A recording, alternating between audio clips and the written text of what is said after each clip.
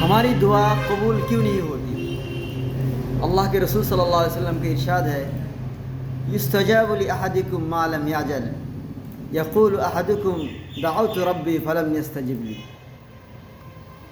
اللہ تبارک و تعالی ہماری دعا کو قبول کرتا ہے جب ہم جلد بازی نہ کرتے، جب ہم جلد بازی کرتے ہیں کہ جو دعا کیا وہ فوراً ہمیں ترنت ملنا چاہیے، ایسی اگر ہماری ایٹیٹیوڈ ہے تو دعا قبول نہیں ہوتی۔ ہم دعا کرتے ہیں روزمرہ نماز کے بعد، عام طور پر فجر میں، اسی طرح تہجد میں، تو ہم سوچتے ہیں کہ ہماری دعا قبول کی نہیں ہوئی، اور یہ شیطان کا ایک ٹریپ ہے۔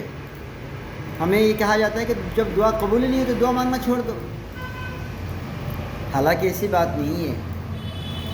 کہا جاتا ہے کہ انسان جب دعا کرتا ہے تو اللہ تبارک و تعالیٰ جو اس کے لیے بہتر ہے، جو اس کے لیے خیر ہے، اس کو اس کے ٹائم پر عطا فرماتے ہیں۔ ٹائم سے آگے بھی نہیں دیتا، ٹائم کے بعد بھی نہیں دیتا۔ اور اگر کوئی دعا اگر قبول نہیں ہوتی، یعنی آپ کو آپ نے جو مانگا ہے اگر آپ کو نہیں دیا جاتا ہے، تو یہ سمجھ لیجئے کہ اللہ تعالیٰ آپ کو اس سے بہتر دینے والا ہے۔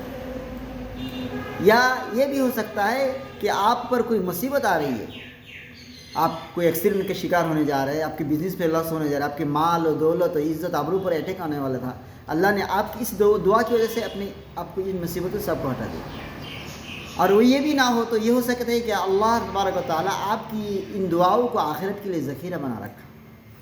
بھائیو، اسی لیے اللہ تبارک و تعالیٰ سے دعا مانگا کیجیے۔ ادعونی استجب لکم، اللہ فرماتے ہیں مجھ سے مانگا کرو، میں تمہاری شان کے مطابق، میں اپنی شان کے مطابق تمہارے لیے جو خیر ہو میں تمہیں عطا فرماؤں گا۔ اور دعا کے لیے ضروری یہ بھی ہے کہ ہم جو لباس پہنے وہ بھی حلال ہو، ہم جو کھانا کھائے وہ بھی حلال ہو۔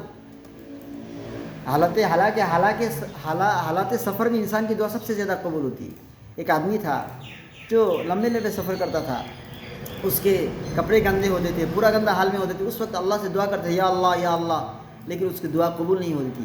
اللہ کے رسول فرماتے ہیں ملبسہ حرام ومأکلہ حرام فأین یستجاب، اس کے کھانا بھی حرام ہے، اس کا پینا بھی حرام ہے، اس کا کپڑا بھی حرام ہے، پورے بدن اس کا حرام ہے، اور دعا مانگ رہے اللہ اللہ کر کے سفر کی حالت میں، دعا کیسے قبول ہوگی؟